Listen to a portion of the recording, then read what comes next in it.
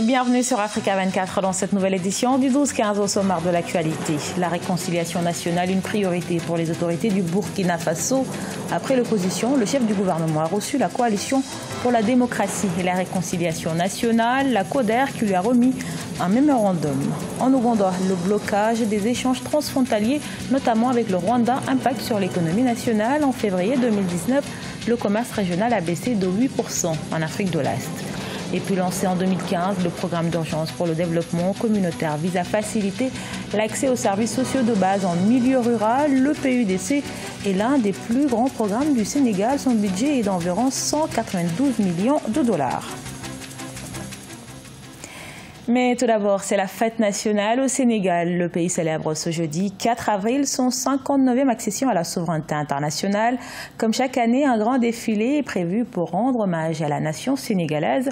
La Gambie, le Madagascar et le Libéria sont les pays invités d'honneur de cette fête de l'indépendance 2019, dont le thème est les forces de défense et de sécurité dans l'éducation, à la citoyenneté et à l'unité nationale. Le chef de l'État, Macky Sall, dans son discours à la nation, a salué l'engagement et la détermination des forces de défense et de sécurité.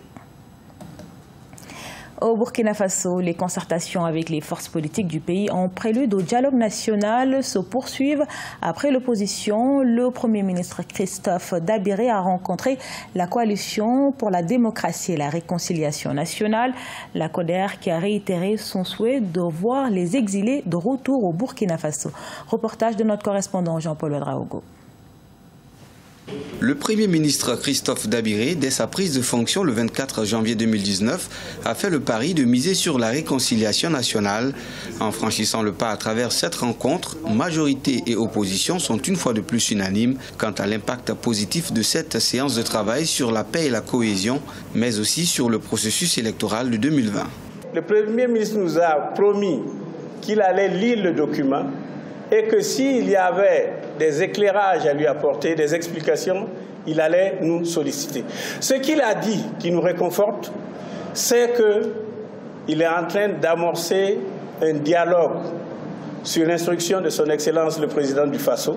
La démarche, elle, s'inscrit en continuité de la voix de son prédécesseur à la tête du gouvernement, un impératif tout aussi voulu par le président du Faso, qui n'a de cesse prôné un dialogue républicain. Nous avons expliqué au Premier ministre la nécessité de faire retourner tous les exilés burkinabés qui se trouvent actuellement hors du territoire national, parce qu'il ne saurait y avoir de réconciliation nationale si d'autres personnes ne se sentent pas concernées. Adoption de la Constitution, organisation des prochaines élections, lutte contre le terrorisme et plusieurs autres sujets ont été abordés au cours de ces échanges politiques. Je quitte la scène politique sans tristesse ni peur pour l'avenir de notre pays. Après sa démission, le président Abdelaziz Bouteflika a demandé pardon aux Algériens. C'est désormais le président du Conseil de la Nation qui gérera la transition jusqu'à l'élection présidentielle qui doit avoir lieu dans 90 jours. Mais avant cela, quel avenir pour les proches de l'ancien président? Élément de réponse avec Sharon Kamara. Au lendemain de la démission du président Abdelaziz Bouteflika, plusieurs proches du pouvoir se retrouvent dans le viseur de la justice. Ils sont au total 12 chefs d'entreprise poursuivis pour des faits de corruption et de transfert illicite de capitaux vers l'étranger. Parmi eux, Ali Haddad, riche homme d'affaires, ancien président du FCE, le Forum des chefs d'entreprise en Algérie.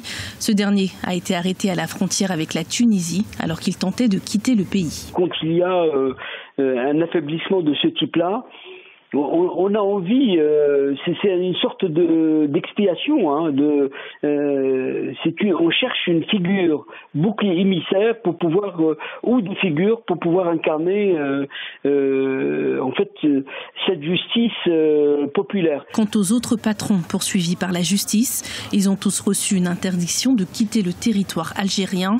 Ces derniers comptent parmi les plus grandes fortunes du pays. Certains d'entre eux sont même d'anciens cadres du Forum des chefs d'entreprise. La difficulté de l'Algérie aujourd'hui est de s'inscrire dans cette logique d'une transition apaisée, mais que les choses se passent avec une justice qui puisse fixer la part de responsabilité de chaque acteur. Lancé en février 2019, le mouvement de protestation populaire en Algérie contestait la nouvelle candidature du président Bouteflika avant de réclamer sa démission. Aujourd'hui, le peuple algérien continue de demander la fin d'un système en place depuis 1999. L'économie ougandaise se prépare à faire face à des difficultés majeures. Bien que la croissance économique se soit redressée dans le pays, des risques sont apparus, avec notamment l'arrêt des échanges commerciaux transfrontaliers avec le Rwanda. Face à cette situation, la Banque centrale ougandaise envisage désormais un impact à court terme et à moyen terme sur le shilling, la monnaie locale, et sur ses investissements, notamment Nathalie Mo.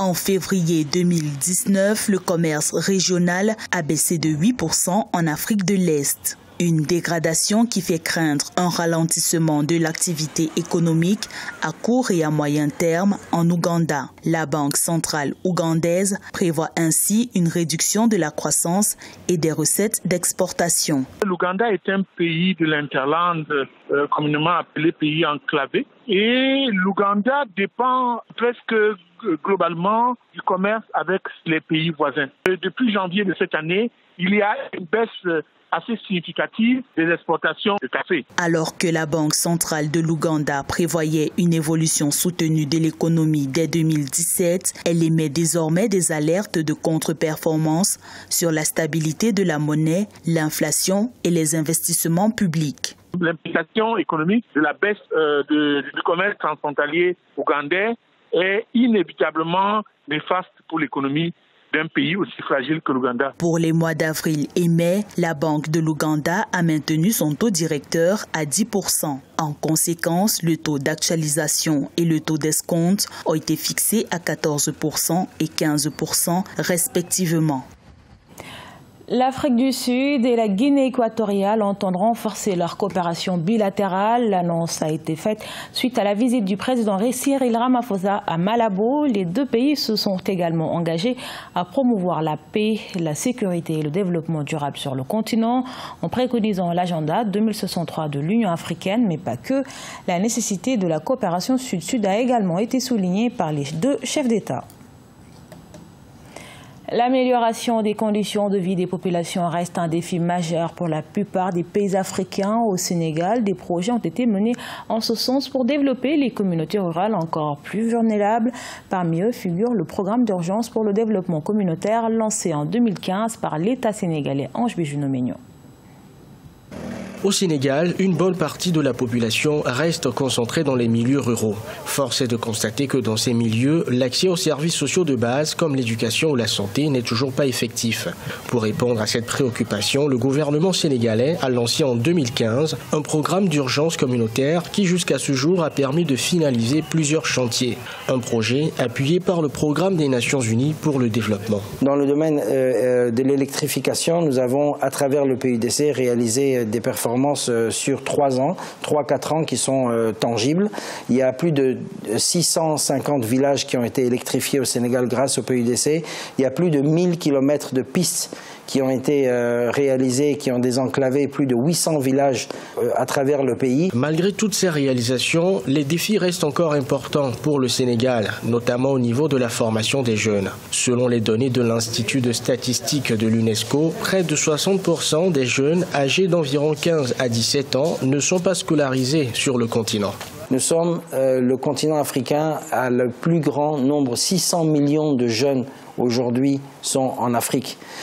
Il va falloir créer de l'emploi, il va falloir bien les former, il va falloir les mettre dans les conditions qui font qu'ils vont devenir des agents de transformation. Le programme d'urgence pour le développement communautaire est l'un des plus grands programmes du Sénégal. Doté d'un budget d'environ 192 millions de dollars, ce programme est entièrement financé par le gouvernement sénégalais et mis en œuvre par le programme des Nations Unies pour le développement. Ce journal a été réalisé par l'ensemble de la rédaction. Merci pour votre fidélité. Retrouvez dans un instant une nouvelle édition de l'actualité sur Africa 24.